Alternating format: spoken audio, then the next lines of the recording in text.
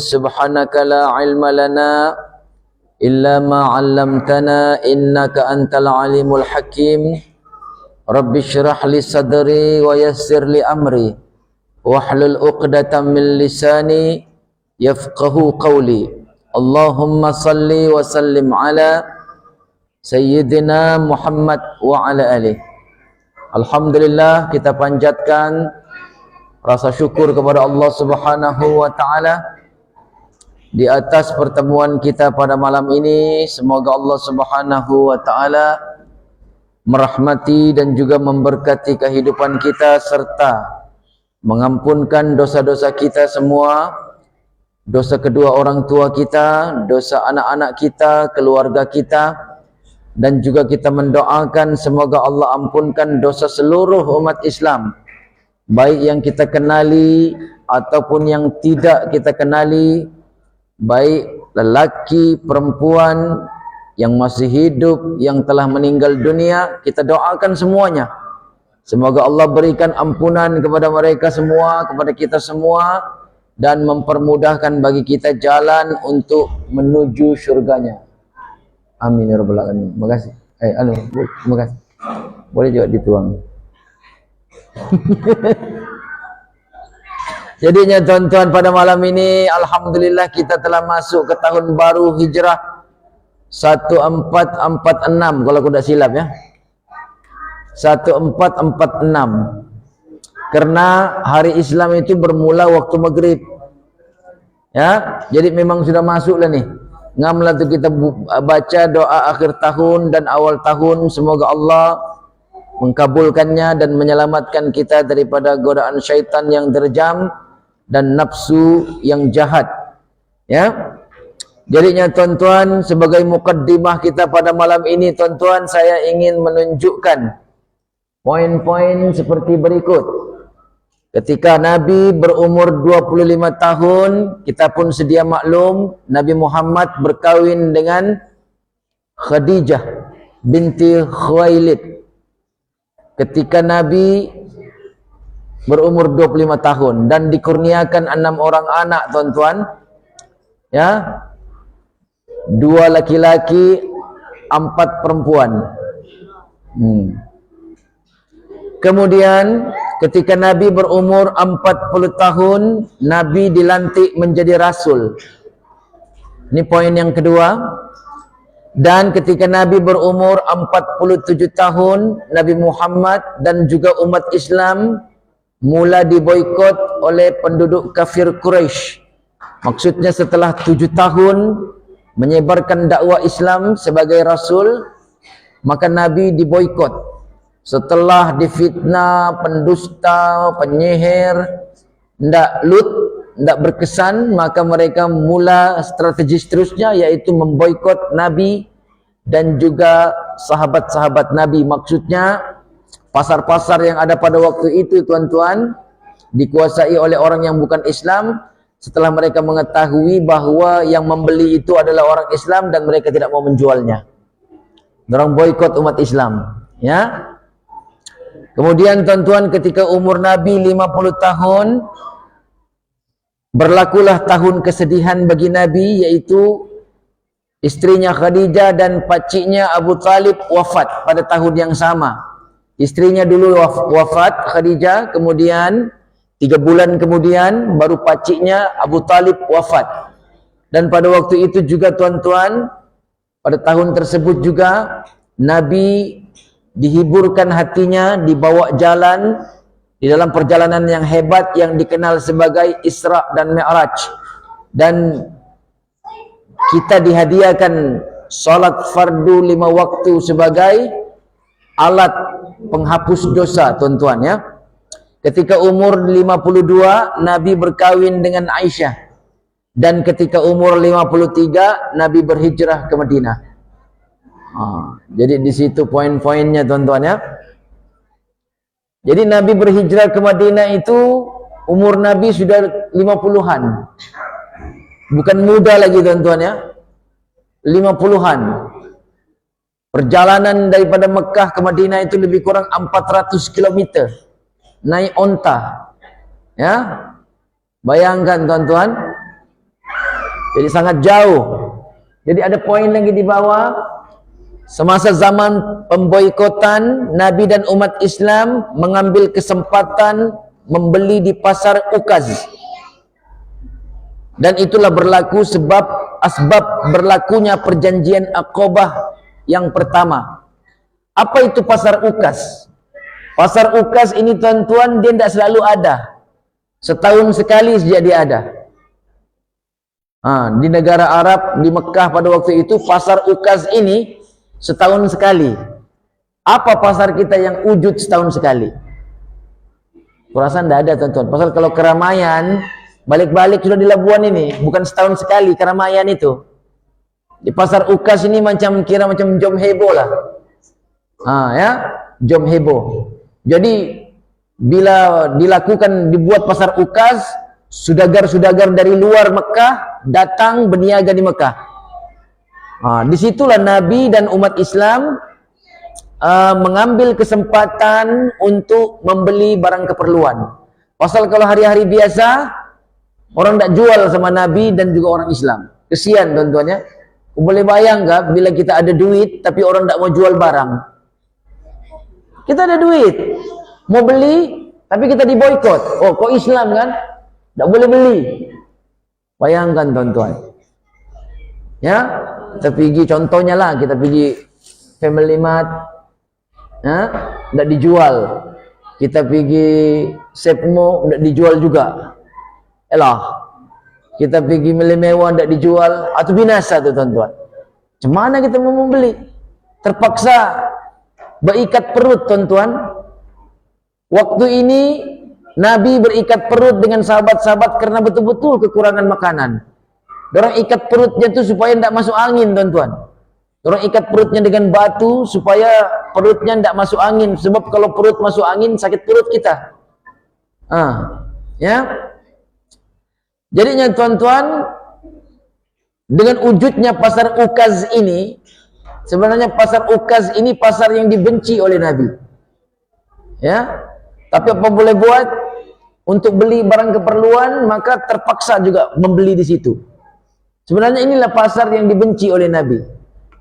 Pasar yang macam-macam, ada yang boleh melalaikan dan sebagainya. Ya, orang dari luar datang dengan barang-barang dagangannya yang banyak, yang beraneka macam. Nah, bukan yang Nabi sebut dalam hadisnya dia benci pasar, bukan pasar ikan, pasar ayam, bukan. Pasar Ukaz ini maksudnya macam pasar yang besar, pasar yang luar biasa lah. Yang macam-macam karenah manusia di situ. Kau nampak? Tapi Nabi terpaksa juga membeli untuk beli barang keperluan, makanan-makanan dan sebagainya. Dan disinilah bila Nabi berjumpa dengan sudagar-sudagar dari Yasrib, pada ketika itu namanya bukan Madinah, Yasrib, ya. Maka di situ Nabi bercakap sama orang, mengadu sama orang tentang, ya kami untung juga macam begini, lebih kurang bahasanya, untung juga kamu ada datang sini menjual barang. Kalau harap orang-orang di sini, orang Mekah di sini, tidak ada dijual barang sama kami. Kenapa kamu tidak dijual barang? Orang memboikot kami sebab kami Islam. Allah, kesian juga begitu bahasa kita kan. Susah-susah bilang orang Yasrib, kau pindah aja lah ke tempat kami. Gitu tuan-tuan ya. Tempat kami tidak ada nih boikot-boikot nih, bilangnya bebas beragama. Di sana ada orang Yahudi macam-macam agama. Ya. Bebas. Jadinya tuan-tuan, inilah sebabnya tuan-tuan, Nabi Muhammad sallallahu alaihi wasallam dengan pelawaan orang-orang Yasrib,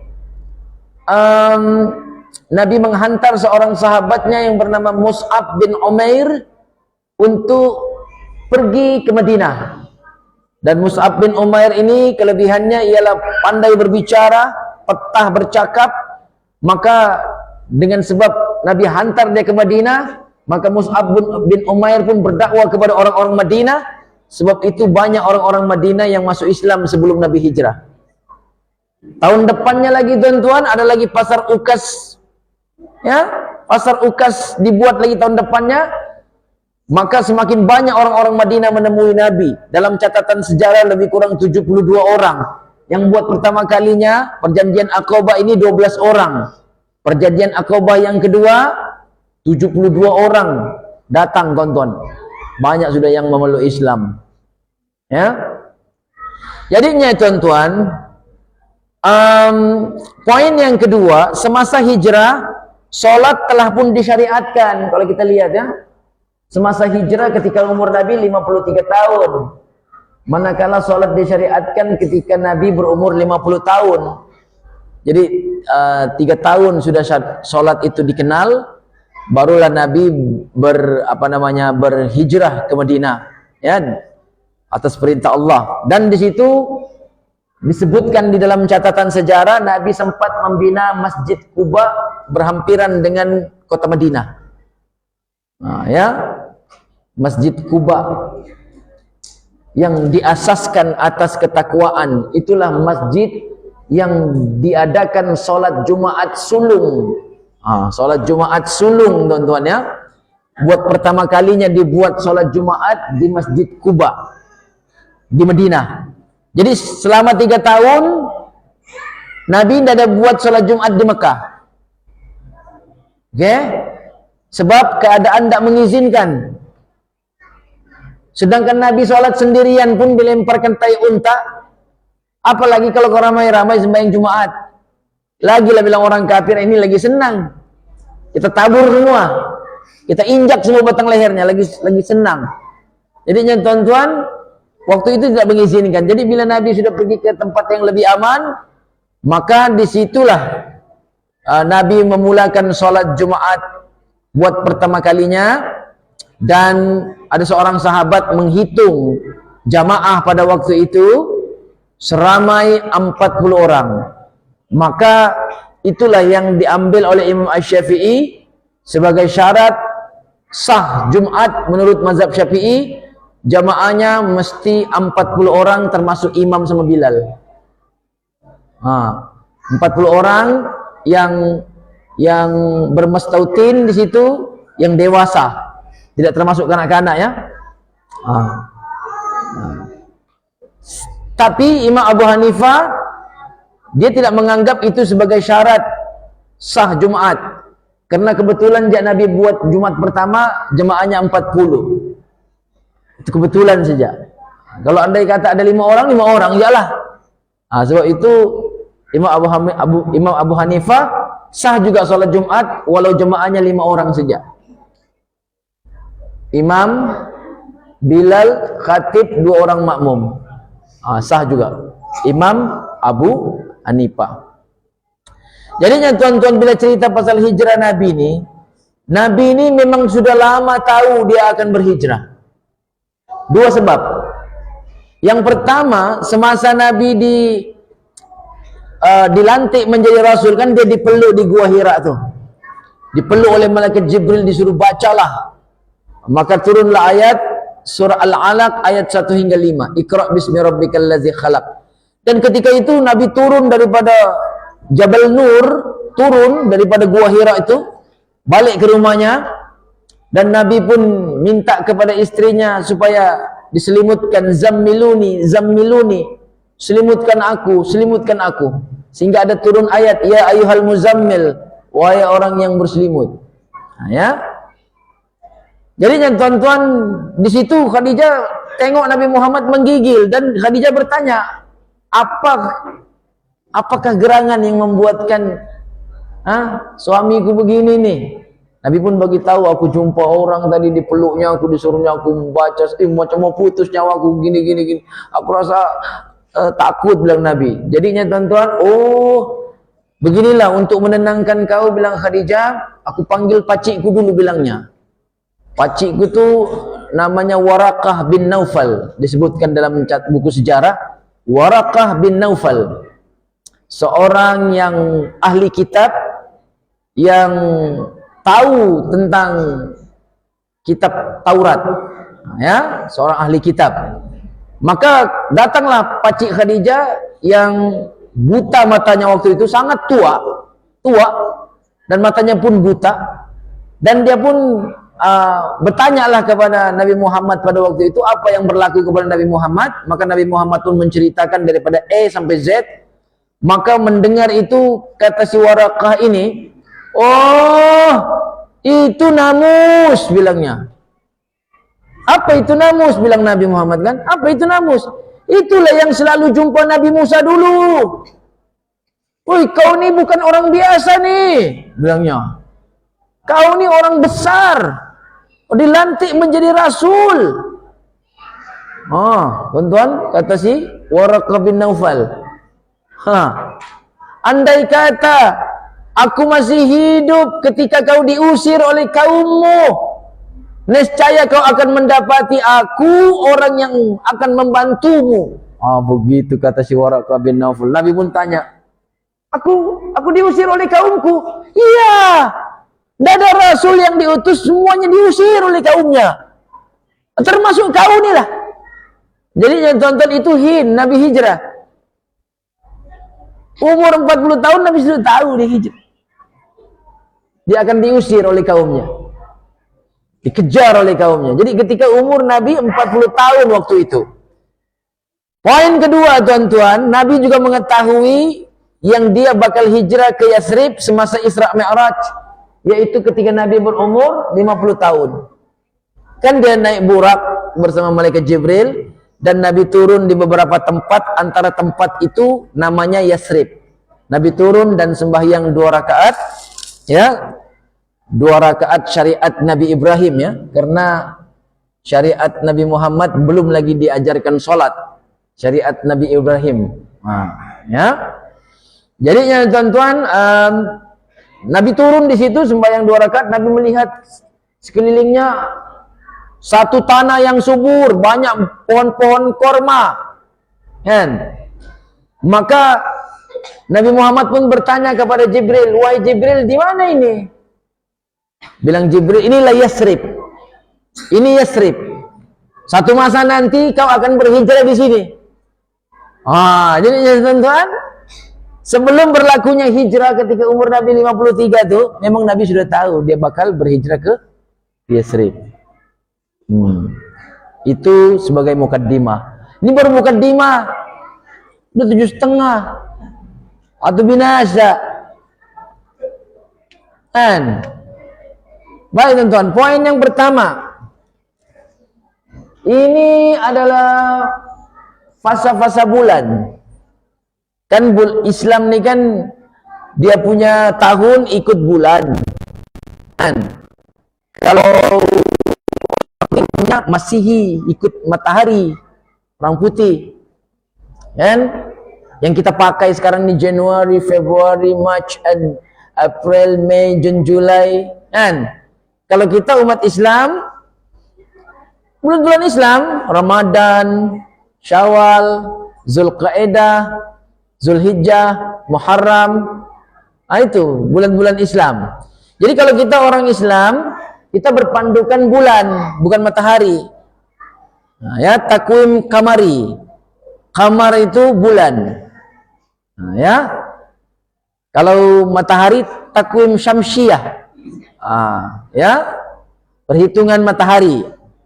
Jadi yang tuan-tuan, kalau kita lihat fasa-fasa bulan ini, kalau kita lihat nomor 1 tuh, 24 hari bulan Januari 2020. Nomor 1 tuh maksudnya itu apa namanya, anak bulan. Hitam, tuan-tuan, hitam.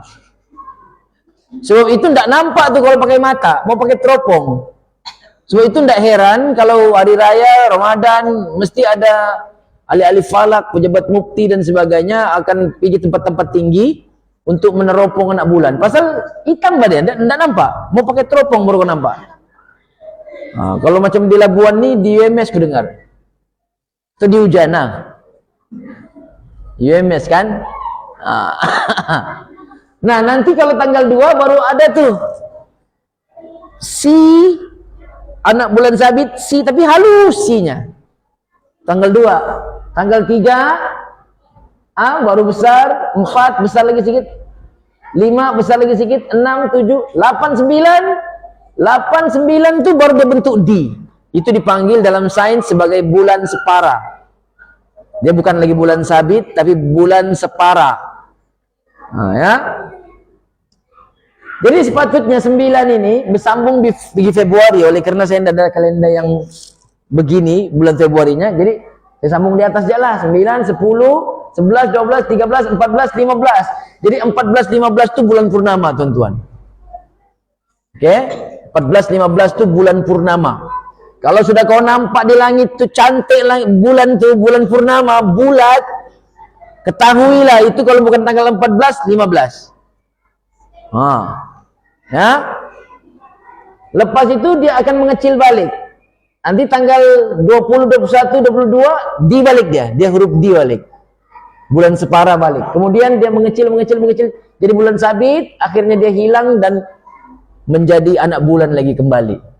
Itu fasa-fasa bulan. Kan? Jadi bila kita perhatikan fasa-fasa bulan ini yang dijadikan rujukan takwim kalender umat Islam, itu nampak lebih jelas, tuan-tuan. Jelas tak jelas? Ya jelas lah. Kalau anak bulan kau tak nampak. Ada ke bulan tak ada? Oh, mungkin tanggal 1 kali. Nampak bulan purnama, oh ni 14 nih, 15 nih. Nah, nampak bulan macam huruf di tanggal 8, 9 ataupun 20, 21.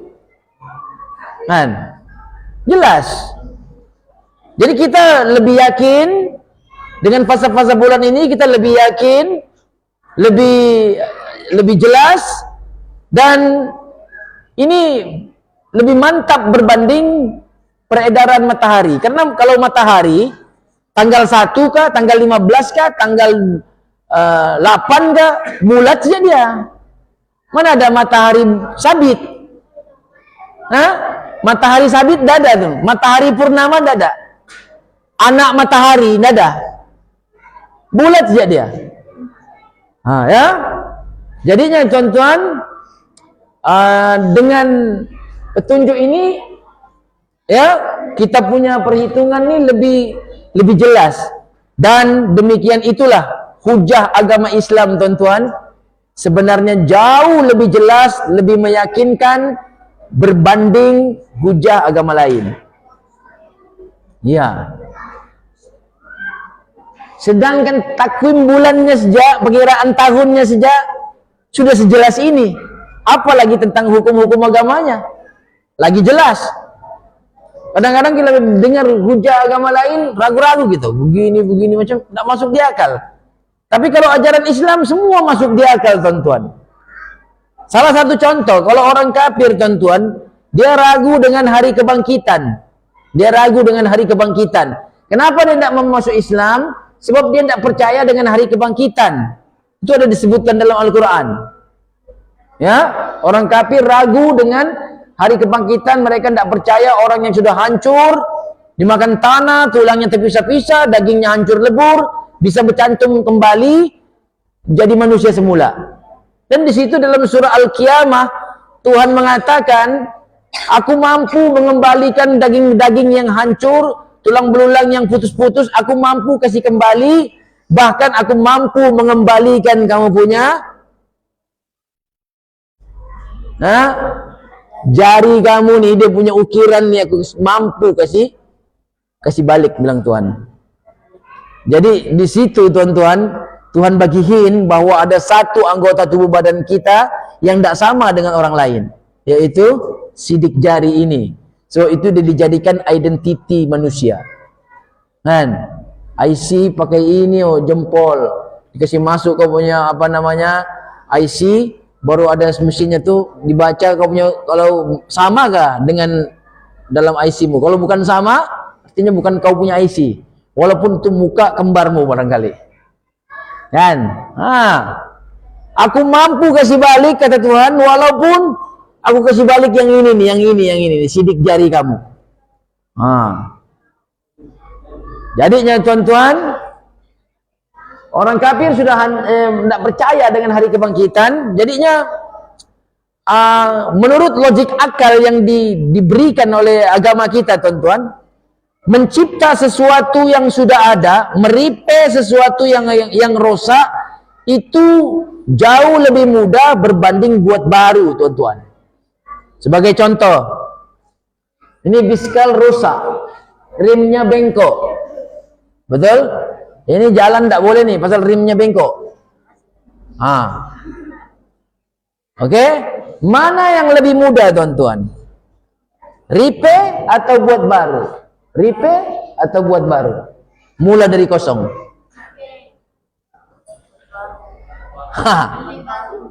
Bukan, tidak boleh beli.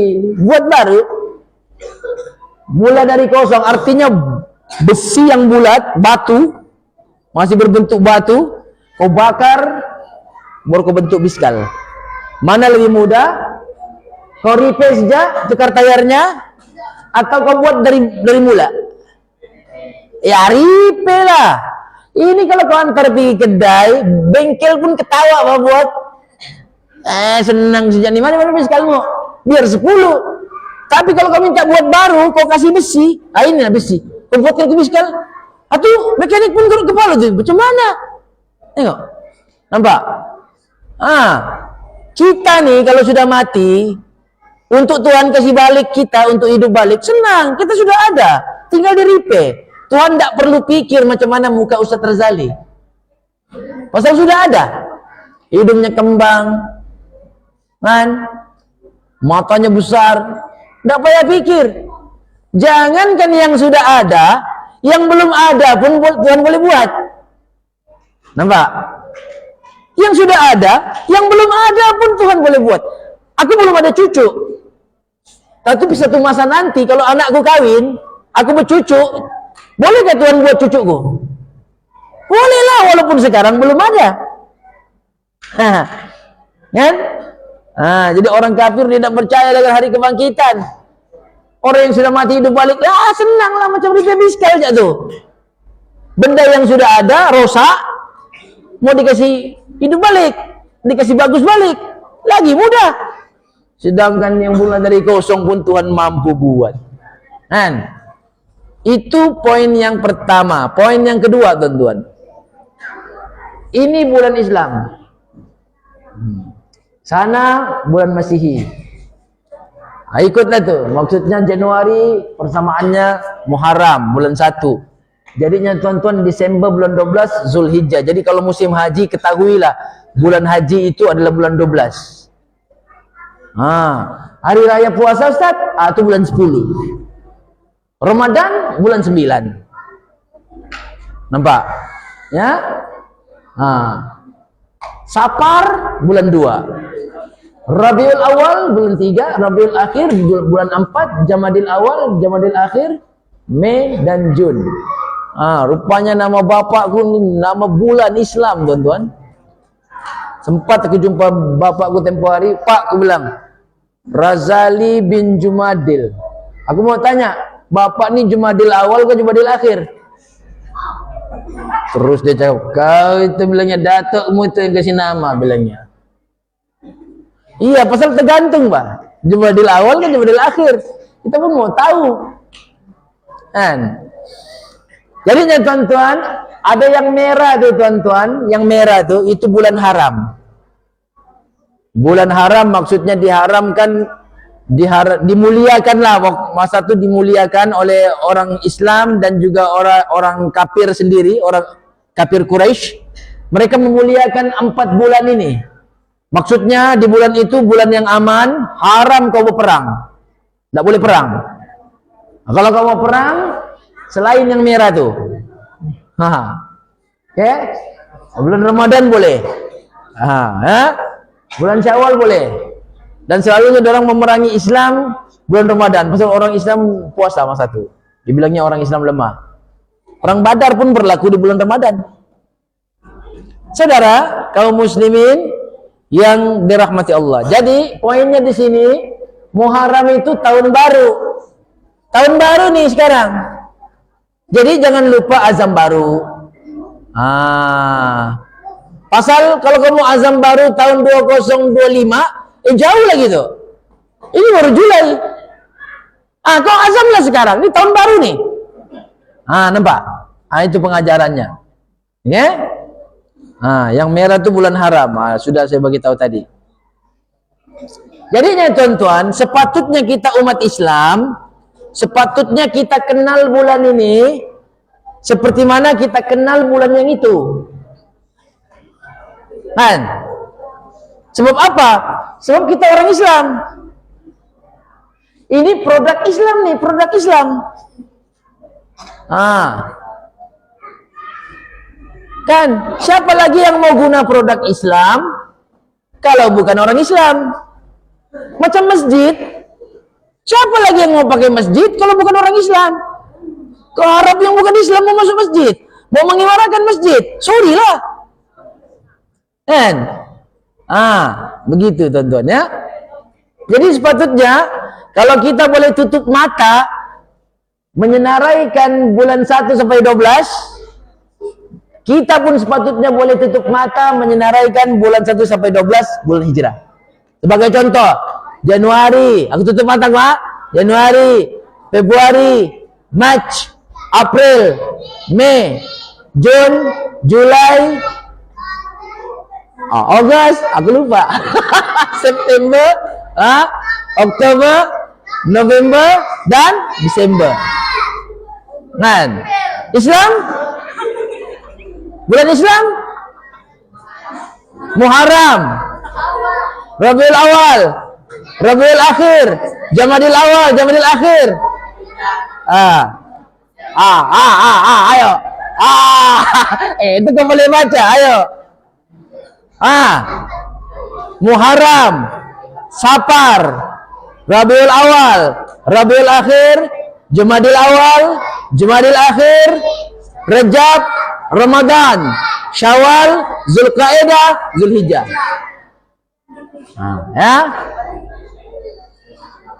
Rajab, Sya'ban, Syawal, Rajab, Sya'ban, Syawal, Zulqa'dah, Rajab, Sya'ban, Ramadan, Syawal, Zulqa'dah, Zulhijjah.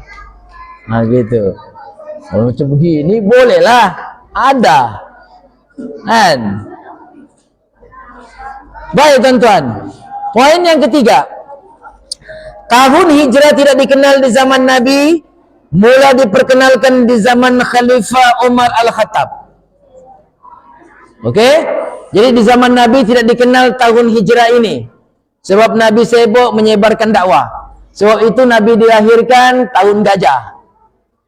Ketika Nabi kehilangan istri dan pakciknya, itu dipanggil Amul Huzni, tahun sedih. Jadi tidak ada hijrahnya.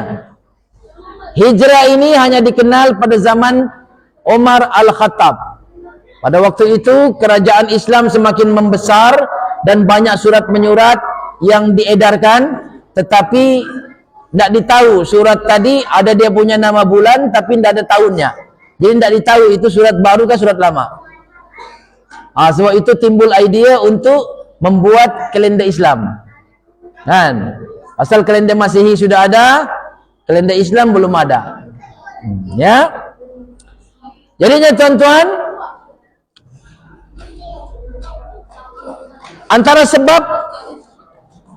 antara sebab apa namanya tahun ini dibuat kecelaruan dalam surat menyurat di zaman Khalifah Umar. Yang kedua, memang ada hint daripada Al-Quran. Oke? Memang ada hint daripada Al-Quran, yaitu surah Ashabul Kahfi, surah Al-Kahfi, yang mana Allah Subhanahu wa ta'ala berfirman yang bermaksud Ashabul Kahfi itu tidur di dalam gua selama 300 tahun ditambah 9 tahun lagi. Jadi 300 tahun tambah 9 tahun, 309 tahun. Jadi kita pun bertanya, orang tu tidur di gua 300 tahun kah Ustaz? Atau 309 tahun?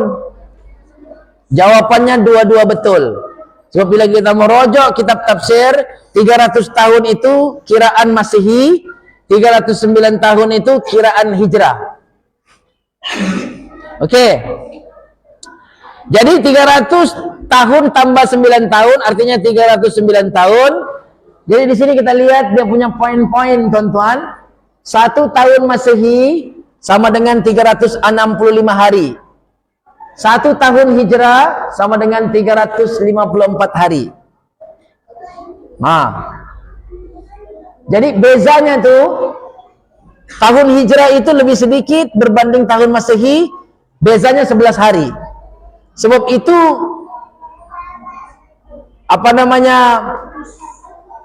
akan berlaku Ramadan itu 2 kali, tuan-tuan. Dia pandai berubah-ubah. Bila Ramadan itu 2 kali? Pada tahun 2030. Kau tengoklah kalender tahun 2030, Ramadan, Januari dengan Desember. 2 kali setahun, bos. Januari, Ramadan, luar biasa. Dan bulan 12 pun Ramadan juga. Ini adalah Christmas. Nampak? Ya. Jadinya tuan-tuan, 300 tahun darat 365 hari, ini tahun Masehi ya, sama dengan 109.500 hari. Dan 109.500 hari itu dibahagi 354 hari tahun hijrah, jawabannya 309 tahun.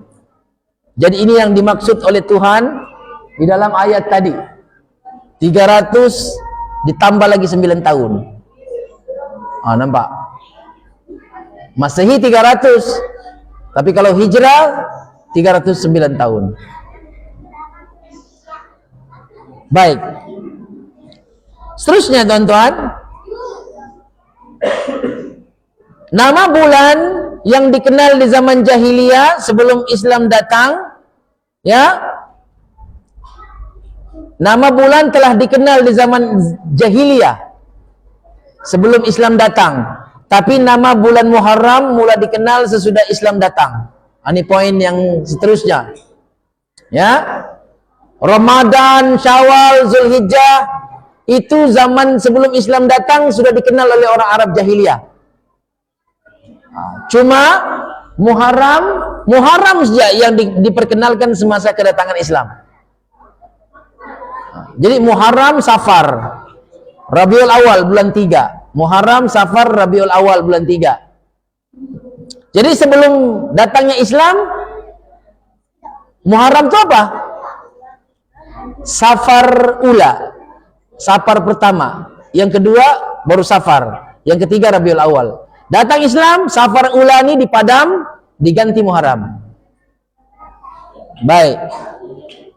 Nota penting, Nabi bukan hijrah pada bulan Muharram. Nabi tidak hijrah di bulan Muharram.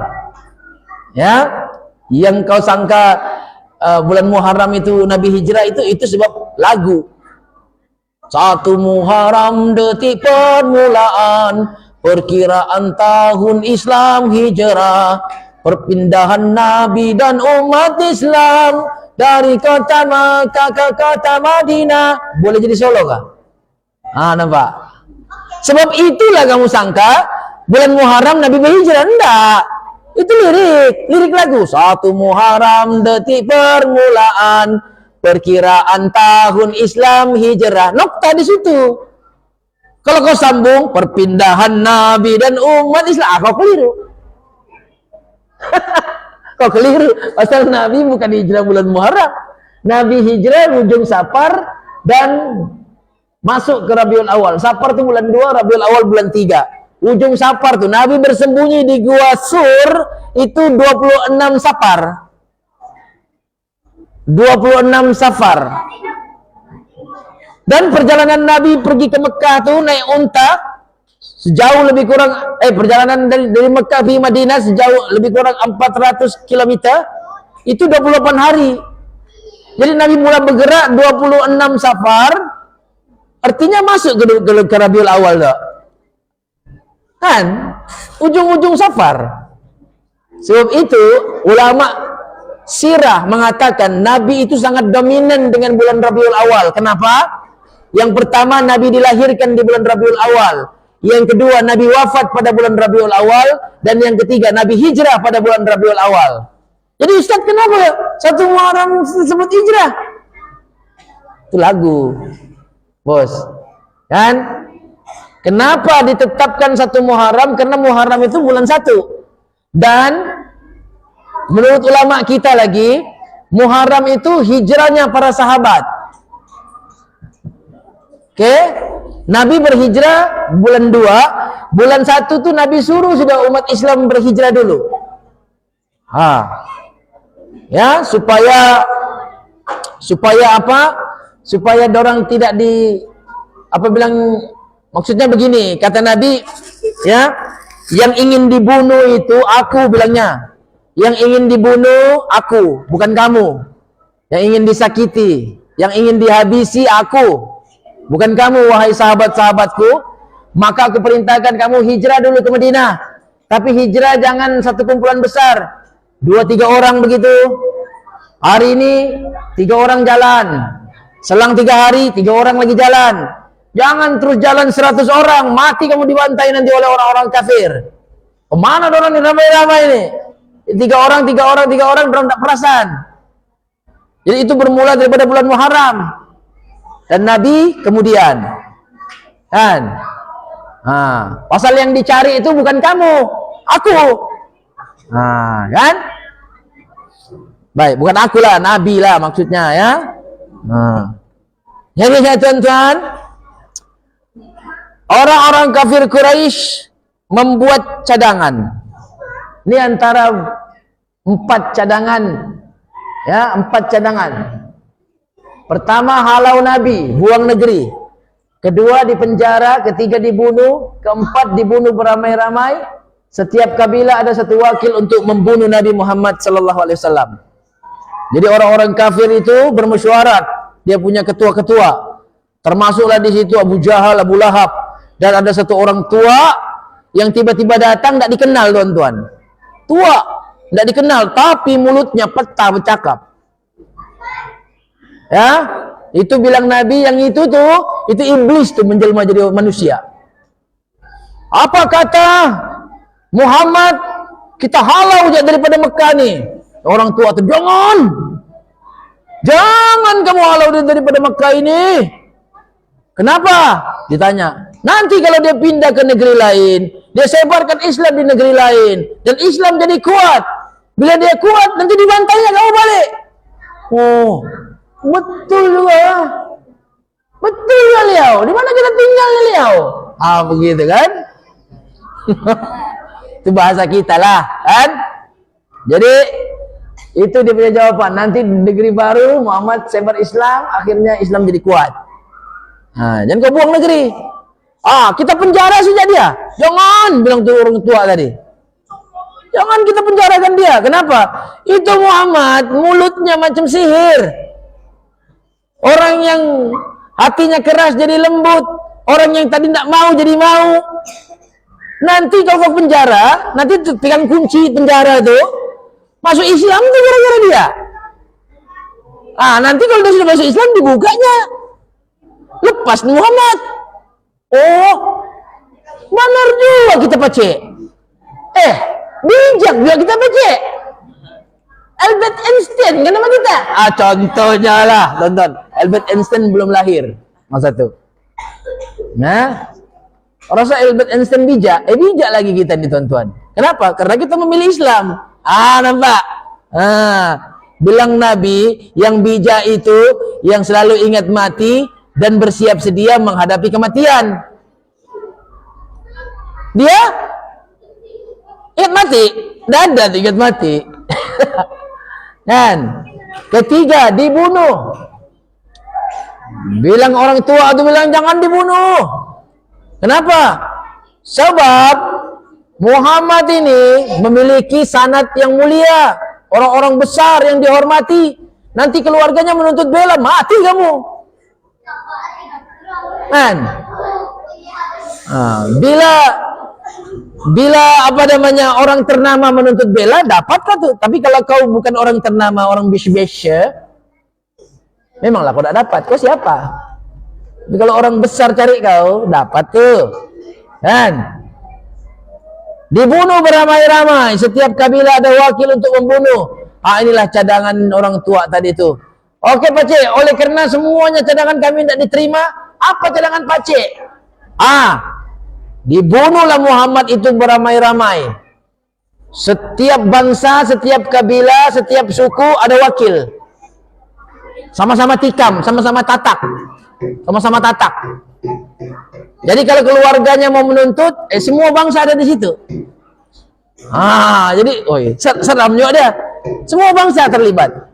Contoh ya, kalau bangsa kita di Labuan nih, Melayu, Cina, India, Bajau, Dusun, Kedazan, Bugis, Timur, semua ada. Jadi macam mana kamu tutup bela? Semua bangsa ada.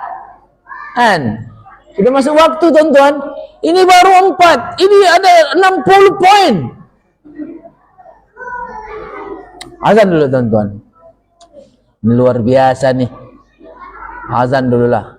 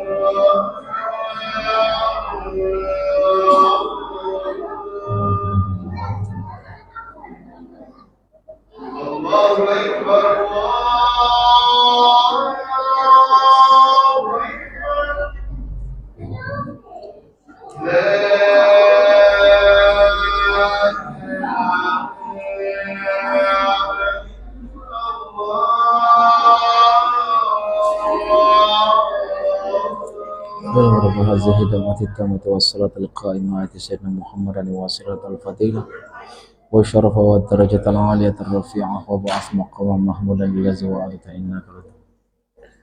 Oke, tuan-tuan, kita tambah ya beberapa poin lagi lah. Macam ya terlampau sedikit, tuan-tuan ya. Baik, tuan-tuan.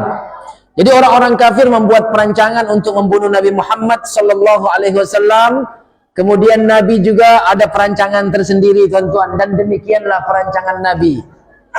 Yang pertama sekali berlakunya perjanjian Aqabah 1 dan 2. Menurut catatan sejarah, ya, kitab sirah, perjanjian Aqabah itu Nabi islamkan 12 orang penduduk Madinah. Dan Nabi arahkan penduduk Madinah ini sebarkan Islam kepada saudara-saudara kamu di Madinah. Kemudian Nabi hantar lagi Mus'ab bin Umair sebagai rujukan orang-orang Islam. Kalau orang tidak tahu, tanya Mus'ab bin Umair. Begitu kalau berdakwah, tuan-tuan. Kan? Kau berdakwah di satu kampung yang terpencil, kau kasih Islam dorang, jangan kau terus balik. Tidak ada kau kasih tinggal apa-apa. Kau balik, kau bagi songkok sama sarung, itu masih makan babi tuh. Pasal tidak ada yang kau kasih tinggal untuk ajar dorang. Kau kasih tinggal lah satu orang ustad. Ustad, kau tinggal sini ya. Janganlah aku, carilah ustad lain. Nampak. Kan? Yang bujang-bujang lah ustadnya, supaya dia boleh kawin sama anak orang kampung di situ. Nampak? Begitulah Nabi, ya, dikasih Islamnya 12 orang, dihantarnya sahabat Nabi ke sana. Ada pertanyaan, tak payah kau ke Makkah, tanya Nabi. Kau tanya aja si Mus'ab, apa yang dilarang makan? Babi misalnya, arak, kan? Kemudian nomor 2, Nabi datang ke rumah Abu Bakar pada waktu tengah hari. Ini strategi juga. Sebab kebiasaan orang Arab, dorang tengah hari itu dorang tidur, tuan-tuan. Itu kebiasaan orang Arab. Kita bukan tengah hari, petang kita tidur. Tahukah tuan-tuan, tidur nih macam mengecas. Selama kita bangun, kita punya bateri itu, kalau ibarat kita ada bateri kita lemah-lemah, weak, jadi kita mau cas. Cas dengan apa? Dengan tidur. Cas normal kalau kau bukan tidur tengah hari. Tapi kalau kau tidur tengah hari, itu super VOOC, laju dia punya cas. Kau cukup tidur 2 jam, cukup sudah untuk 1 hari 1 malam kau punya tenaga. Tapi kalau kau tidur pada waktu yang lain, selain daripada waktu tengah hari ini, jadi pada jam 11 sampai jam 12, itu super VOOC. Ya, tapi kalau tidur petang, lepas asar kah, itu cas biasa, normal. Sebab itu orang Arab memang dia selalu tidur begitu. Dan itulah amalan Nabi SAW. Kau mau boleh bangun sembahyang duha, tahajud pada waktu malam, ya, kau jangan lupa tidur kailullah, karena itu memberi tenaga pada waktu engkau walaupun kau sampai malam. Tapi kalau orang yang bekerja susah juga. Semuanya tidur, apalagi cikgu tidur di kelas. Dia tulis main bola, hari-hari main bola, awal dia tidur, itu binasa. Ya. Baik, Sayyidina Ali di area tidur di tempat tidur Nabi pada waktu malam itu. Di rumah Nabi,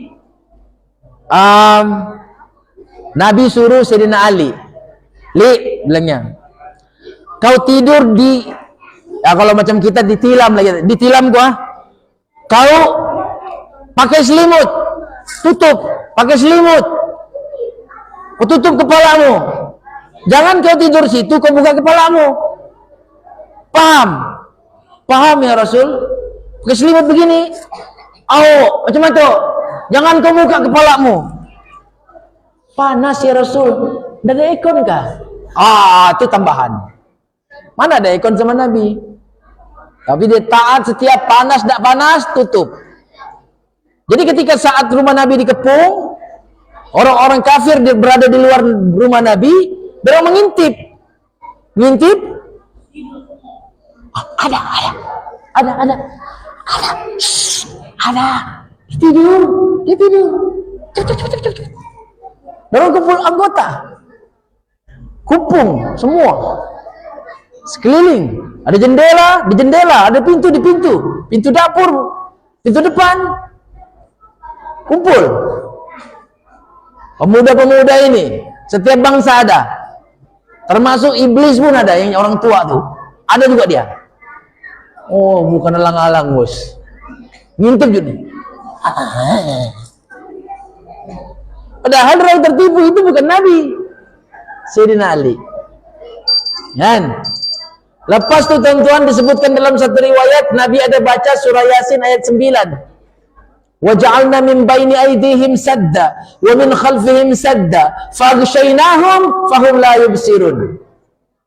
Kami jadikan di antara mereka itu dinding. Di antara mereka dinding, di belakang mereka dinding, di depan mereka dinding, dan mereka tidak melihat. Fahum la yubsirun, mereka tidak bisa melihat. Dengan berkat bacaan surah Yasin ayat 9 tadi, maka Allah campur tangan, Allah kirimkan angin yang lembut, sehingga orang yang di luar rumah tadi pun mengantuk, tuan-tuan. Anginnya luar biasa. Bikin mau tidur, mengorok lagi tidur. Nah, binasa kau. Ada juga orang pakai ini untuk apa nih? Kalau ada trafik dibacanya. Jangan kau baca itu kalau ada trafik.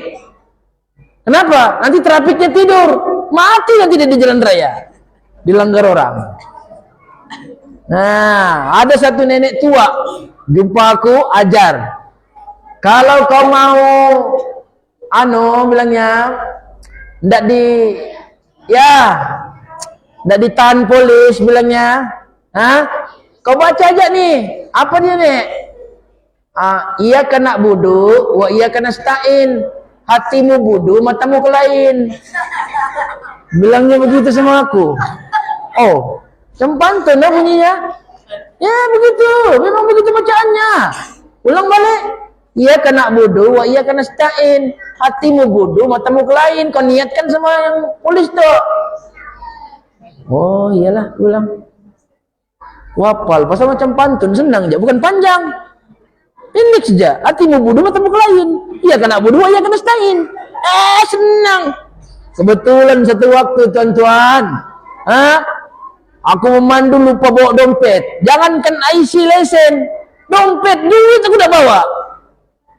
Alah, ini roadblock. Ini binasa nih, ini binasa. Oleh karena jam kan. Nah, sempatlah aku membaca. Iya kena budu, iya kena stain. Hatimu budu, matamu kelain. Hatimu budu, matamu kelain. Iya kena budu, iya kena stain. Hati balik-balik aku baca. Berkumat kamit mulut, berkumat kamit. Mendekat hatimu budu, matamu kelain. Tok, cik, lesen cik. Dipalai gue. Ditanya aku punya lesen, dibilang tinggal di rumah. Macam mana kau boleh tinggalkan di rumah? Kau boleh ditangkap dia bilangnya. IC pun tinggal di rumah. Macam mana bilangnya? Aku bilang dalam hatiku kurang ajar betul. Nah, aku kena scam aku oleh nenek itu bilang. Ya, kena scam. Habis surah Yasin ayat 9 itu tidak terlintas, Pak. Yang terlintas itu hatimu budu, matamu kelain. Biasalah panik. Biasa begitu kalau kita panik. Nanti kalau kita tenang, kenapa aku tidak baca yang ini tadi? Begitu kan? Panik biasa. Kemudian tuan-tuan, Nabi bersembunyi di Gua Sur. Ini strategi. Ketika Nabi keluar daripada rumahnya, Nabi sempat menaburkan pasir kepada kepala di atas kepala penjahat itu, tuan-tuan, yang sedang tidur. Nah, diambil pasir, simpan lagi di kepala orang. Ambil kamu, ambil. Kalau kita apa? Kalau kita terus lari. Itu kita, sebab itu kita tidak dilantik jadi Nabi. Nampak? Nabi itu caburnya lagi. Pasal dia yakin Allah bersama dia. Kita tidak yakin. Nabi sudah jumpa dengan Abu Bakar tadi kan? Nanti kita jumpa di situ tempat. Nanti kita bersembunyi di Gua Sur. Maksudnya, kau tunggu aku di satu tempat. Contohnya, ini rumah Nabi, ini meja ini rumah Nabi. Contohnya Madinah di sana, oke? Dan Gua Sur di sana. Gua Sur di sana di belakang. Orang-orang kafir nih tahu yang Nabi mau pergi Madinah. Jadi bila dia terbangun daripada tidur, dia buka selimut tadi.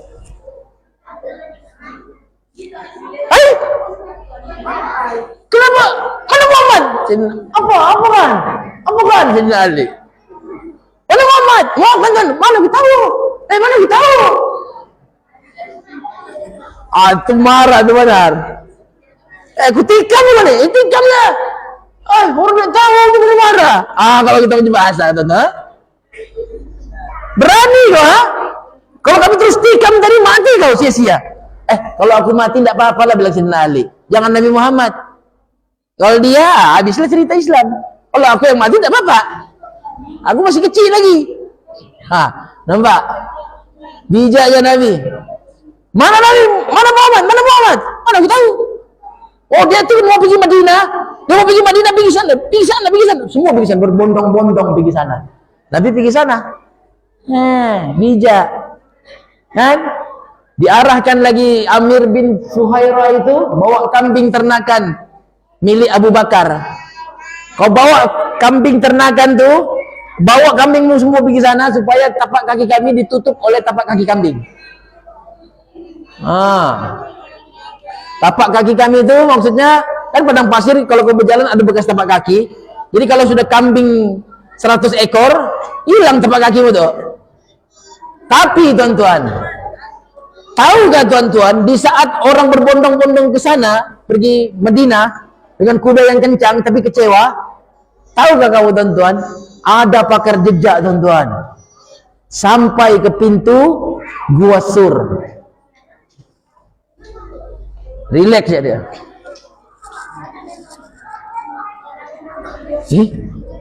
Bukan di sana dia begini. Dia pergi sana tuan-tuan. Ditutup kambing bekas tapak kaki. Dia masih namanya pakar jejak. Dia dapat kesan sampai betul-betul ke pintu gua. Walaupun bekas kambing injak-injak begitu tapak kaki Nabi Muhammad sama sahabatnya, dia tetap tahu. Itu baru pakar, bos. Kan? Macam mekanik. Dia nampak jatuh net 15. Sepanah 15. Itu pakar. Ini 12. Itu baru pakar. Ini bukan macam susun. Daripada kecil sampai besar. Ini kali. Tak ngam. Itu belum pakar, bos. Belum pakar. Fail. Oke? Lepas tu tuan-tuan, betul-betul orang naik ke atas di Gua Sur tadi. Betul-betul di depan pintu gua tu. Bilang Abu Bakar As-Siddiq, andai kata orang kafir tadi menjenguk ke bawah, pasti dia akan melihat kepala kami berdua, bilangnya. Maksudnya gua tu kan masuk ke dalam begini. Dia di pintu gua aja. Mana ada orangnya? Di mana? Begitu. Jangan-jangan di dalam kali. Nggak mungkin di dalamnya ada sarang laba-laba nih. Kalau orang masuk dalam, mesti sarang laba-laba nih. Kok ya? Ini masih utuh. Ini bukan sehari dia buat nih. Ada kali setahun sudah yang lalu. Begitu. Kan? Nampak? Kan? Nggak mungkin. Ada lagi burung merpati itu. Bertelur tuh. Ambil telurnya, goreng. Ada tambahan tuan-tuan ya. Nampak? Strategi. Nabi kata, tenang ya. Kau relax. Wahai sahabatku, kau relax. Itu kalau kita punya bahasa ya. Nabi cakap Arab. Kan? Kalau aku cakap Arab enggak juga kamu paham. Nampak? Kau relax. Allah bersama kita. Gitu kan? Tenang, aku tenang. Pakar jejak menjejaki Gua Hira, bukan Gua Hira, Gua Sur, salah. Menuju Yasrib melalui jalan alternatif yang jauh, yang jarang dilalui. Gitu. Contoh mudah tuan-tuan ya. Kalau dari Tanjung Aru mau pergi bandar, jalan yang selalu orang pakai dari Tanjung Aru pergi Masjid Biru. Lepas tu pergi Durian Tunjung depan Hapuat, direct pantai terus ke bandar. Alternatif apa? Alternatif pergi bandar selain jalan itu. Tahu? Jalan Nagalang. Itu banyak juga yang lalu. Yang alternatifnya Jalan Lubuk Temiang, bos.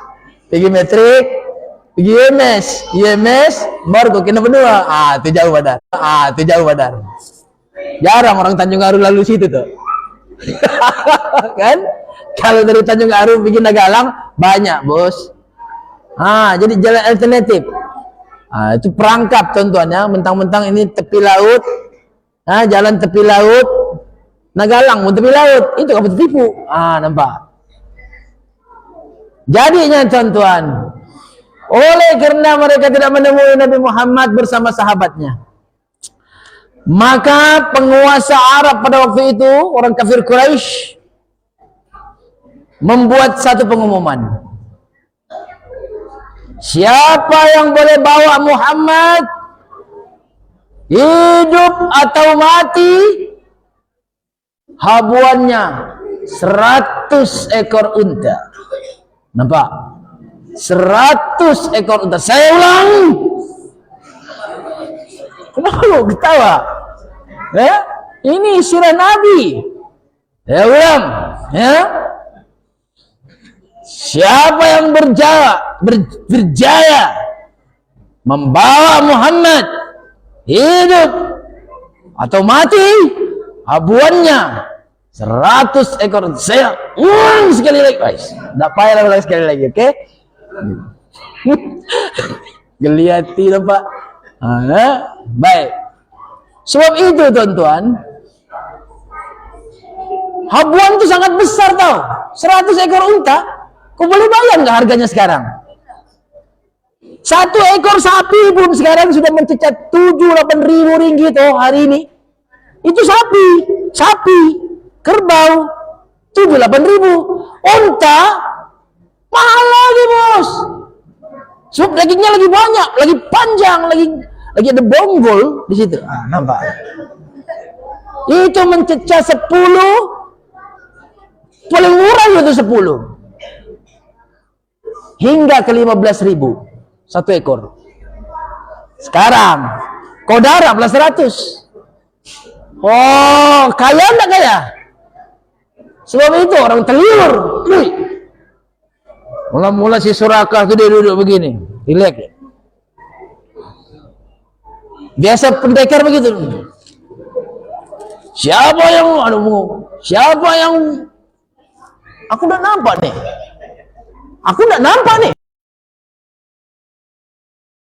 Siapa yang berjaya? Dia tenang. Membawa Muhammad. Bukan aku yang jaga, aku diam. Hidup atau mati, habuannya 100 ekor unta. 100 ekor unta. Terus buka matanya. Baiklah. Berdiri dia. Kunci kata-kata. Berapa? 100 ekor unta. Berapa? 100 ekor unta. Deal kita. Itu tambahan, teman-teman. Baik. Lagi-lagi ada orang kampung si Suraka ini bagi tahu. Ada kita lihat Muhammad sama sahabatnya jalan naik unta. Di mana? Lalu dari sana. Betul. Iya, Muhammad yang sahabatnya ini tidak tahu, tuan-tuan. Abuan tuh. Betul? Iya. Aku kepikiran. Diambilnya dia punya tombak, tuan-tuan. Diambilnya kudanya yang hebat, yang kencang. Dia sangat pakar, dia sangat tahu menunggang kuda, dan dia sangat tahu tentang keadaan kudanya. Kudanya sehat kah, kudanya sakit kah, kudanya sakit perut, dia tahu. Pakarnya Surakannya. Di samping dia memang pakar jejak. Long distance punya orang. Nampak? Jadinya, tuan-tuan, kau boleh bayang nggak? Kuda dikejar unta, dikejar kuda. Boleh bayang? Nabi Muhammad sama sahabatnya naik unta, bos. Kau tahu juga lah unta bukan laju. tungta, atak tungta, atungta, atak tungta, atungta. Begitu, relax dia berjalan.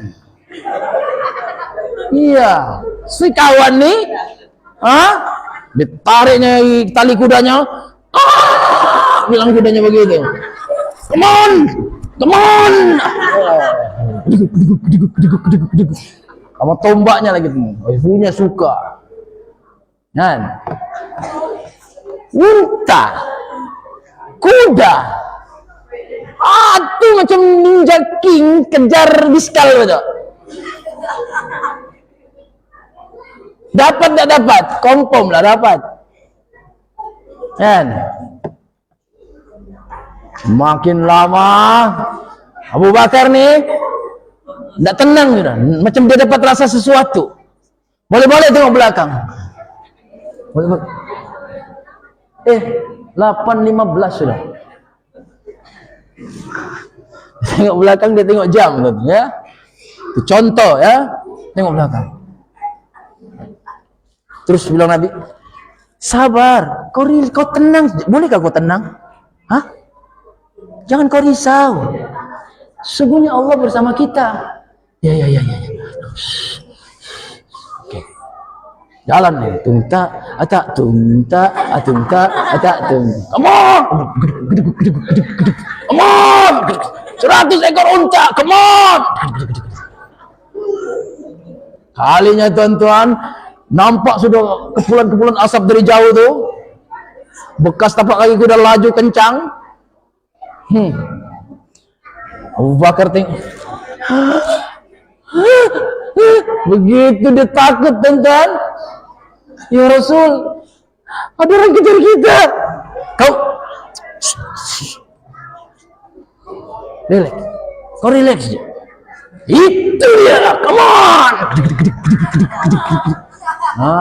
Tuan-tuan, sudah menghampiri. Tiba-tiba dia punya kaki ni, kudanya ni longlai, tuan-tuan. Terlipat cematu, longlai kan, tiba-tiba lemah, terlipat. Nah, dia pun terlompat ke depan, makan pasir. Play. Apa masalah dengan kuda ini? Kuda sehat, bos. Tiba-tiba buat masalah. Kau tahu bahwa kudamu sehat?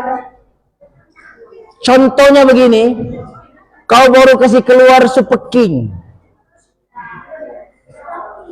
Belum seminggu, baru 3 hari. Kau bawa pergi keke, di bawah pot mati. Tidak kau heran?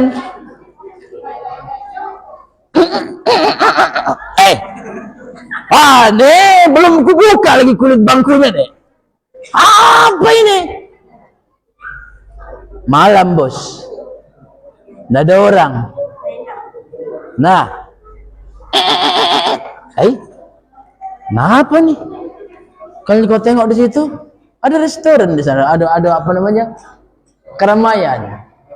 Nah, apa itu maksudnya? Mesti ada sesuatu, tuan-tuan. Yang siang tidak ada keramaian gitu tuh. Malam ada pula. Perkampungan bunian. Baik. Jadi bila Suraqah terjatuh, kan? Dia terjatuh, dia sempat ambil anak panahnya, tuan-tuan. Di belakang dia ada tombak, dia ada anak panah. Dia ambil anak panahnya itu untuk mengundi nasib. Dia tarik anak panahnya, kalinya keluar anak panah yang menunjukkan nasib buruk. Ini salah ramalan gue nih bilangnya. Menurut ramalan anak panah nih tidak bagus nasib gue nih bilangnya. Ini tak boleh guna nih, simpannya balik.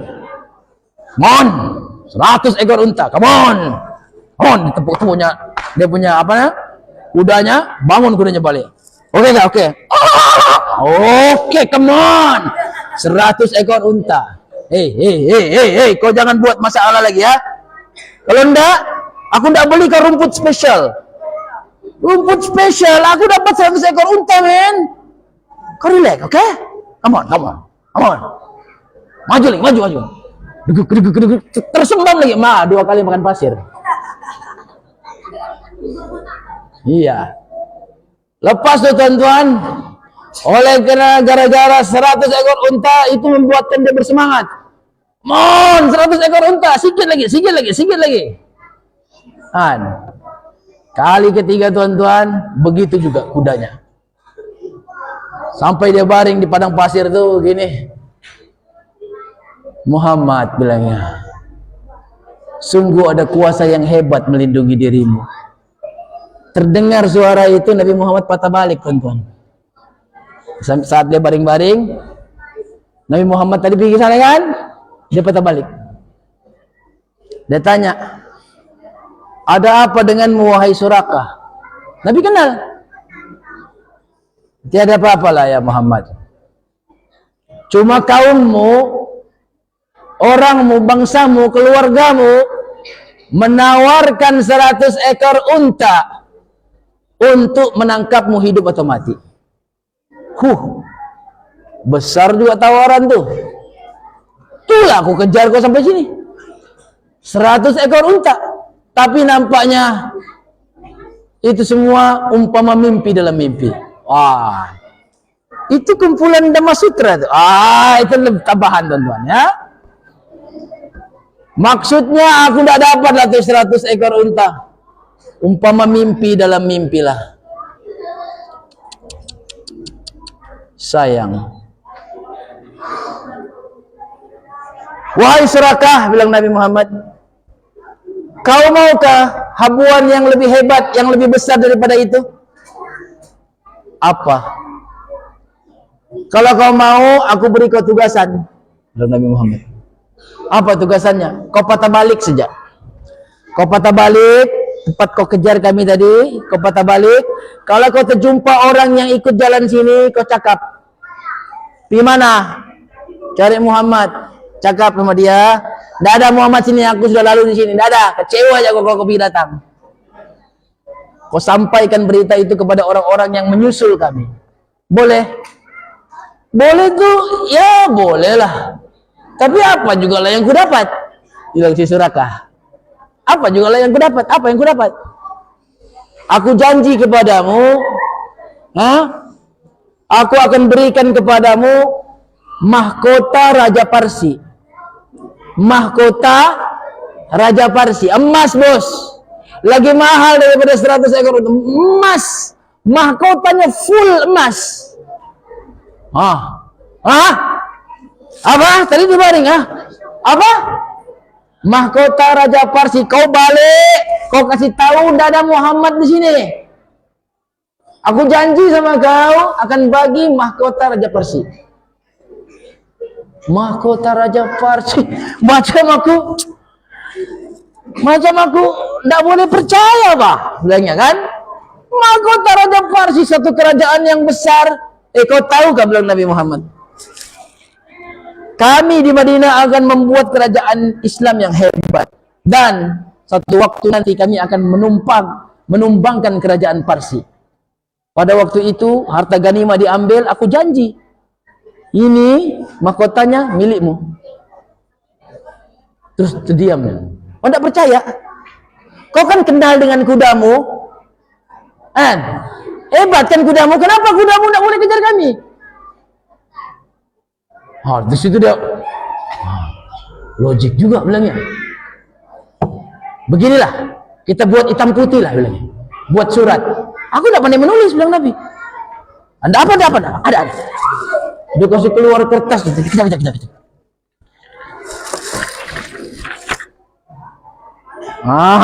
kasih keluar kertasnya. Oke, tulis perjanjian. Oke, bahwa Nabi Muhammad berjanji untuk memberikan mahkota Raja Parsi kepada Surakah bin Malik. Mahkota Raja Parsi kepada Surakah bin Malik. Tanda tangan Surakah, tanda tangan Nabi. Aku tidak pandai menulis, bilang Nabi. Tidak apalah, pakai cop cincinmu pun boleh. Jadi Nabi pun cop pakai cincin. Tak, Muhammad Rasulullah. Disimpannya tuan-tuan surat itu. Simpannya bagus-bagus surat itu. Simpannya bagus-bagus, patah balik. Janji ya, patah balik. Betul, ada orang mengejar. Mana kamu? Mau kejar Muhammad. Ini tahu di sini jalan. Aku sudah sampai ke depan sana. Dadah, bilang Surakah. Dadah, kecewa aja kamu tuh. Patah balik. Semua patah balik. Maka berjayalah Nabi Muhammad sampai ke Madinah. Tahukah tuan-tuan berapa lama Surakah simpan surat tuh? Sampai buruk sudah surat tuh tuan-tuan. Surakah dan mahkota Raja Parsi. Nabi ketika itu umurnya 53 tahun. Berjanji memberi mahkota Raja Parsi kepada Surakah. Itu pada tahun 623 Masehi. Nabi wafat umur 63. 10 tahun sudah disimpan surat tuh. 53 surat tuh dicop.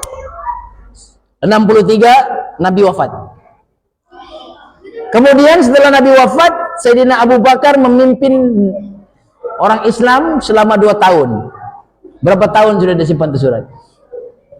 10 tambah 2 12. Wafat Sayyidina Abu Bakar, wafat karena sakit, diganti oleh Sayyidina Umar Al-Khattab sebagai Khalifah Islam kedua. Dan penaklukan Parsi berlaku pada tahun 641 di zaman Sayyidina Umar. Umar melebarkan empire Islam termasuk di Parsi, yaitu negara Iran pada hari ini. Dan walaupun tentara Parsi ramai, tentara Islam berjaya mengalahkan mereka. Ya, walaupun jauh lebih sedikit tentara Islam berbanding tentara Parsi. Nah, jadinya tuan-tuan, berapa lama dia simpan itu surat? 641 tolak 623. 18 tahun surat itu dia simpan. Surakah bin Malik ketika pulang, dia belum masuk Islam. Ketika pulang daripada jumpa Nabi itu dia belum masuk Islam. Dia masuk Islam dekat-dekat dengan waktu pembukaan kota Makkah. Oke, lewat dia masuk Islam. Surakah bin Malik. Tapi ketika Nabi wafat, dia memang sudah Islam. Ketika Abu Bakar menjadi khalifah, dia memang Islam. Ketika Umar Al-Khattab jadi khalifah, dia memang sudah Islam. Cuma surat itu dijadikan surat keramat. Dia tahu Sayyidina Umar mau mengarahkan peperangan kepada Raja Persia, ya itu dikasih bersih-bersih aja, bos.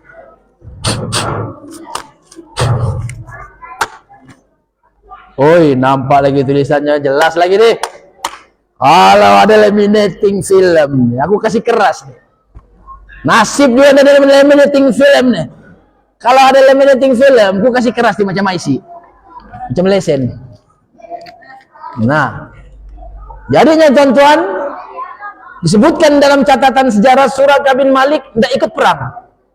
Cuma dia ya ada juga di situ, cuma dia tidak ikut terlibat perang. Dia rileks-rileks saja, menunggu kemenangan. Sudah menang, dibagi-bagilah. Kan? Kerajaan Parsi ini, tuan-tuan. Kerajaan Parsi ini hartanya banyak. Di dalam istana tuh, dia kan ada ruangan. Ada kira macam ruang tetamu, ada singgasana raja. Di dalam singgasana raja tuh banyak emas-emas bersusun. Di singgasana raja, di luar tuh, di luar bilik tuh kira ruang tetamu, balairung, di halaman, lain-lain. Jadi yang di bahagian luar-luar tuh yang dibagi oleh Sayyidina Umar, yang dibagi oleh Sayyidina Umar, yang di luar-luar tuh tentara-tentara yang yalah, yang cikai-cikai lah, yang ayam-ayam, yang tidak hebat. Mungkin kalau kita ikut jadi tentara, kita lah yang dibagi, bukan pendekar. Nah, pendekar kata tuan. Habib, ada Habib di sini, ada Habib. Islam Makacib ada, ada juga kan. Mungkin kita yang di luar-luar lah. Yang pendekar-pendekar, yang kuat-kuat, yang hebat-hebat, yang harapan. Itu dibagi yang di dalam singgasana tuh. Yang di dalam kawasan singgasana ada emas-emas, duit emas. Itu dibagi sama apa namanya? Yang pendekar lah. Harapan. yang boleh kasih tumbang 10 orang, 20 orang. Kalau setakat berperang, sudah mau mati penjati, terus kau pun datang. Itu di luar-luar lah, yang kecil-kecil saja lah. Tiba-tiba sudah dibagi-bagi semua mahkota Parsi. Nah, ini yang ditunggu-tunggu oleh, kira macam kalau komando-komando, inilah yang ditunggu-tunggu. Siapa mau dibagi oleh Sayyidina Umar? Mahkota Parsi. Lain je mahkota Parsinya, warna putih. Bukan warna putih, tandanya emas. Jadi bila dia mau bagi, Suraka angkat tangan. Itu aku punya. Itu aku punya. Jadi pendekar-pendekar ini pejuang-pejuang, perang pun kau ndak ikut, tiba-tiba mau enak-enak, gitu kan? Itu Nabi sudah janji sama aku.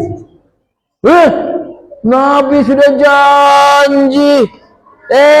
Nabi itu sudah wafat bila masa dia berjanji sama kau. Ini perang baru sudah mah. Nabi sudah wafat sudah lama mah. Apa punya? Pandai cakap Cina. Begitu kan?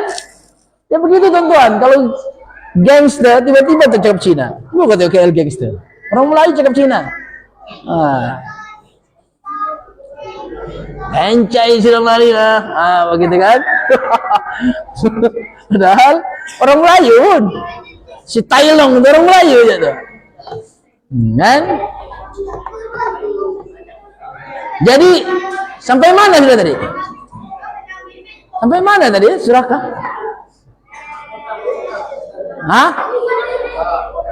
Yang mahkota tadi kan? Jadi dia bilangnya Nabi yang bilang sama ini, aku janji, Nabi sudah janji sama aku bilangnya. Jadi sahabat-sahabat lain bilang, apa pula jawab, Nabi sudah lama meninggal dunia bilangnya. Jangan kau kasih ikut-ikut orang sudah meninggal lah. Bahasa kita lah.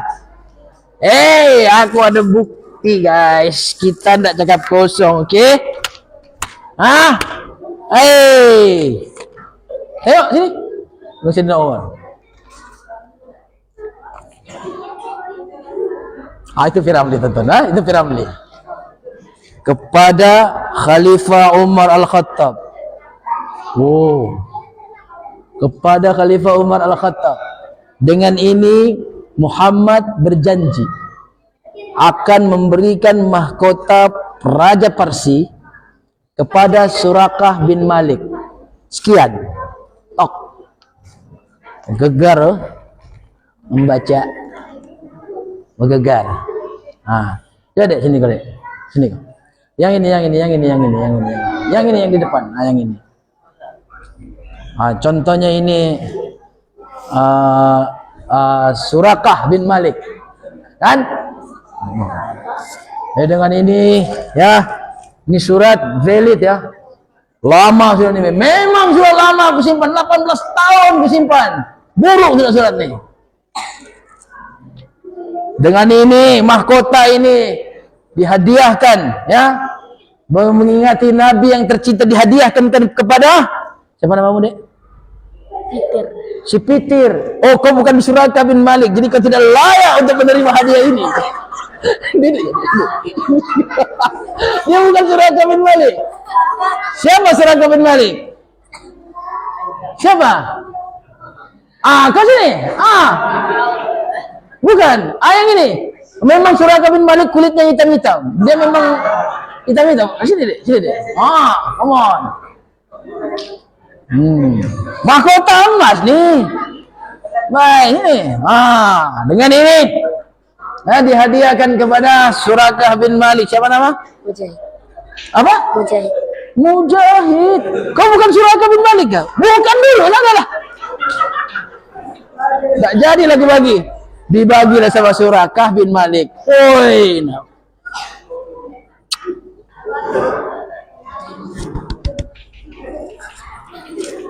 Bilangnya apa? Nangis dia, bos. Benar kata-katamu ya Muhammad. Benar kata-katamu, bilang. Benar. Memang orang yang benar, bilangnya.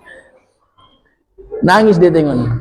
Dia teringat momennya ketika mengejar Nabi Muhammad tuh. Aku bagi kau mahkota Raja Parsi. Bayangkan. Dia dapat, bos. Kata apa? Sebab itu dalam bahasa Melayu dipanggil nafsu serakah.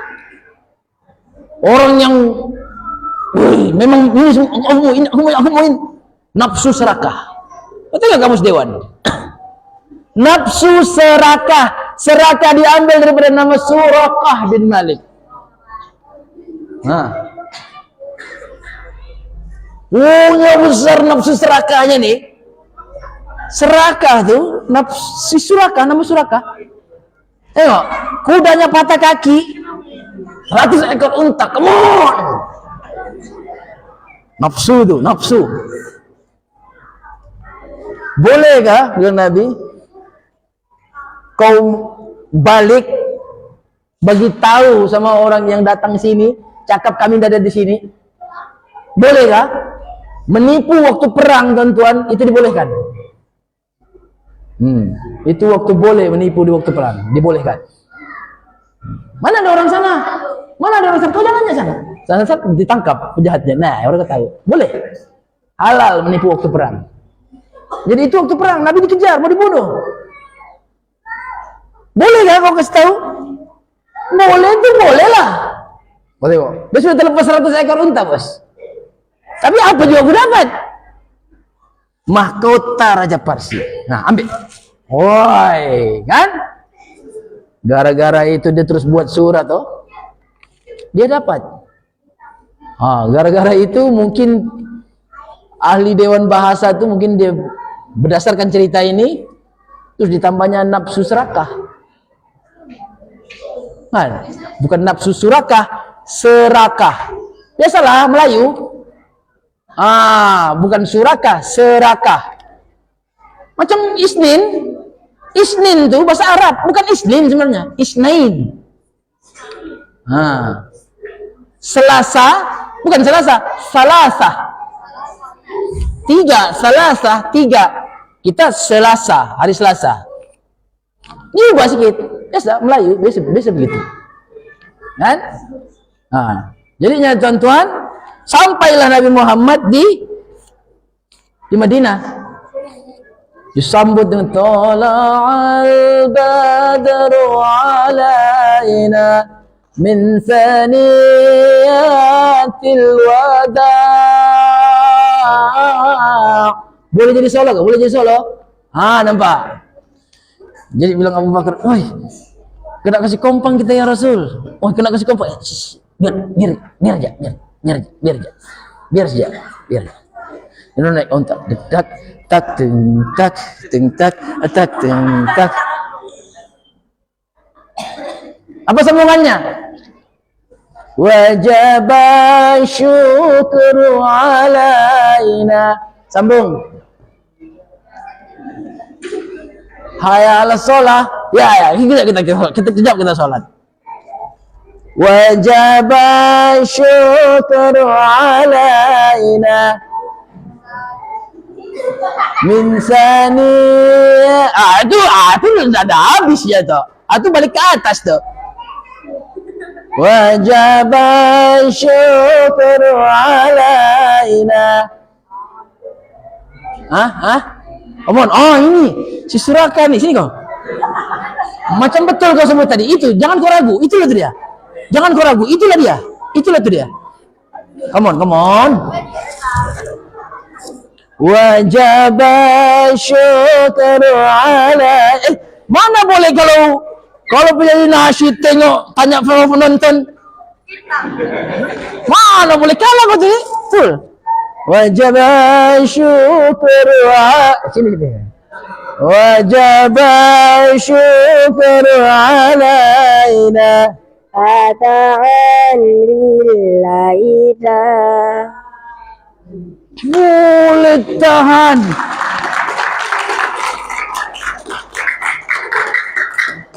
Walaupun kurang tepat, tapi ku kasih tepukan juga. Pasal ada juga bunyi-bunyinya. Ya. Iya. Ya Rasulullah khuz biyadi. Ya Rasulullah khuz biyadi. Apa maksudnya? Ya Rasul, ambil tanganku ya Rasul. Ambil. Sinilah kau di rumahku, biniku sudah masak. Sinilah kau ya Rasul. Iya. Ayolah ya Rasulullah. Biniku pun kepala sapi ya Rasul. Kau apa? Lobster contohnya. Kau. Dan Nabi tanya begitu, oke? Okay? Nabi tidak tanya. Beginilah. Untuk supaya tidak ada yang kecil hati. Semua pun mau aku pergi rumahnya, bermalam di rumahnya. Kita tunggu jalan di mana unta nih baring, duduk. Di situ aku bermalam. Kalau unta nih duduk di tempat orang yang tidak masak, di situ juga aku duduk. Walaupun tidak masak. Nampak? Ada yang kecil hati kalau begitu? Kalau kamu marah, kamu marah sama unta. Nampak? Jadi bila unta itu tungta, terlimpas, alah, bukan rumah aku nih. Kalau sudah pantat unta di sini, bukan rumahmu lah tuh. Kan? Akhirnya Nabi Muhammad untanya duduk di mana? Duduk di Kelantan punya jauh di Kelantan. Kenapa tidak duduk di Surau Asyakirin, Dek? Lagi mantap. Pasal di Surau Asyakirin ada kepala sapi, bos. Jadi kita tamatkan dulu ada kepala sapi. Ya.